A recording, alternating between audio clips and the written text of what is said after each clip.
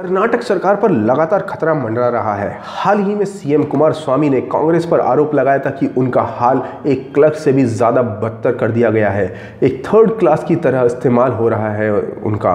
तो वहीं अब बीजेपी ने बड़ा ऐलान किया है कि सरकार गिराने के लिए बड़ा कदम उठाने जा रही है भारतीय जनता पार्टी। अभी मिल रही बड़ी खबर के मुताबिक कांग्रेस सीएम कुमारस्वामी के कंधे पर बंदूक चलाकर अपना काम निकाल रही कांग्रेस खुद कुमारस्वामी का कई बार दर्द छलक आया है इससे, और अब यही बात जेडीएस के विधायकों को अच्छी नहीं लग रही है, इसलिए उनमें कांग्रेस के प्रति गुस्सा बढ़ता जा रहा है। यही वजह है कि कर्नाटक की सियासत में एक बार फिर से हलचल बढ़ गई है। कुमारस्वामी सरकार पर संकट बढ़ गया है। कांग्रेस ने बीजेपी पर विधायकों की खरीद फरोख्त का आरोप लगाया है। उधर बीजेपी ने भी पलटवार किया है। सूत्रों के मुताबिक कांग्रेस के 10 और जेडीएस के भी 2 दर्जन विधायक बीजेपी के संपर्क में है। बीजेपी की कोशिश है कि जल्दी ही ये विधायक इस्तीफा दे दें। बीजेपी कर्नाटक में कुमारस्वामी सरकार के खिलाफ अगले हफ्ते अविश्वास प्रस्ताव भी ला सकती है। इसके अलावा बीजेपी ने अपनी पार्टी के विधायकों को दिल्ली बुला लिया है। कर्नाटक विधायकों की बैठक 1:30 बजे दिल्ली के वेस्टर्न कोर्ट एनेक्सी में हुई। बैठक में प्रदेश अध्यक्ष येदियुरप्पा के साथ साथ प्रदेश बीजेपी के कई नेता भी मौजूद थे। हालांकि बताया जा रहा है कि बैठक लोकसभा चुनाव की तैयारियों को लेकर चर्चा हुई, लेकिन सूत्रों का कहना है कि इस बैठक में राज्य के ताज़ा राजनीतिक हालातों पर चर्चा के साथ साथ बीजेपी की कोशिश अपने विधायकों को एकजुट रखने और संभावित तोड़फोड़ से बचाने की है।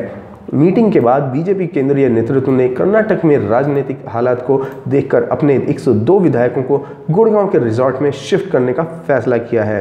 कर्नाटक में अगर इसी प्रकार के जेडीएस विधायकों का शोषण होता रहता है तो इसमें कोई शक नहीं है कि बहुत जल्द ये सरकार जेडीएस के गठबंधन वाली सरकार गिर जाएगी।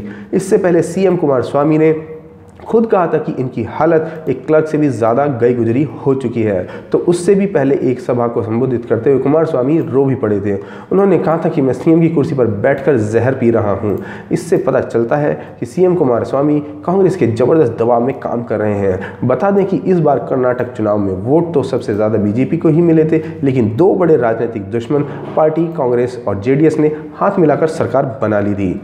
और यही एक ताना बाना है लोकतंत्र का, जिसमें कई बार बड़ी पार्टी सरकार नहीं बनाती है मगर छोटे छोटे से दल आपस में मिलकर सरकार बना लेते हैं, और वही खराब गठबंधन एक दूसरे के ऊपर दबाव डालकर गलत तरीके से राजनीति करते रहने को प्रेरित करता है, और जिसके चलते नतीजा ये होता है कि राज्य उसका नुकसान भुगतता है, राज्य की जनता उसका नुकसान भुगतती है। और इसी के चलते किसी राज्य का जो विकास है जिस स्तर से बढ़ना चाहिए वह नहीं हो पाता, और उससे त्रस्त होकर वहाँ की जनता कई बार आक्रोश प्रदर्शित करती है या विरोध भी प्रदर्शित करती है।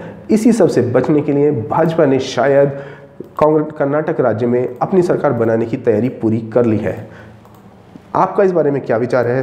कमेंट बॉक्स में लिखकर हमें ज़रूर बताएं।